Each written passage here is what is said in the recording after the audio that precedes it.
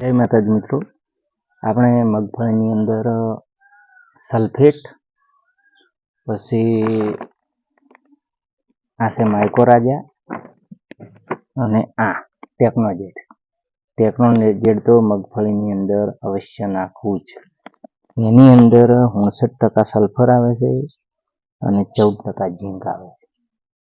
ઝીંક અને સલ્ફર આ બંને વસ્તુ મગફળી માટે સારી કહેવાય અને વિકાસ પણ સારો થાય અને દાણો મજબૂત અને વજનમાં રહે છે. હવે મગફળીમાં ખાતર તો આપણે મિક્સર પાલો બધો કરી નાખ્યો છે.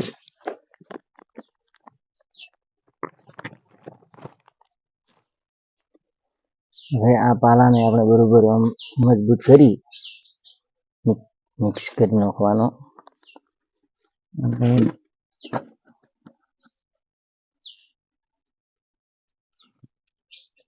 હવે આપણે મગફળીમાં કઈ રીતે નાખવું, વરસાદ રહેતો નથી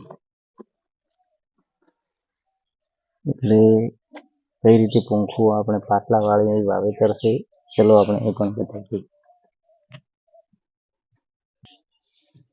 આવી રીતે ખાતરનો પણ બચાવ થાય અને વ્યવસ્થિત રીતે આમ તો ફુવારામાં આપણે આપીએ છીએ.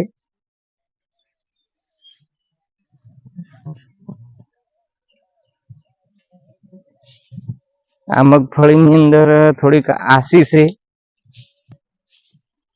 અને છાણિયું ખાતર નાખવાથી પીળી પણ રહેશે. ઉનાળે છાણિયું ખાતર નાખ્યું હતું. આવી રીતે આપણે આ સલ્ફેટ અને ટેકનોજેડ બંને મિક્સ કરી અને માઇકોરાજા, ટેકનોજેડ, સલ્ફેટ અને માઇકોરાજા બંને મિક્સ કરી ને આપવાથી મગફળીનો વિકાસ સારો થાય છે. એટલે હાલ વરસાદનો સમય આ રીતે પૂંખો તો તમને રિઝલ્ટ પણ સારું મળે.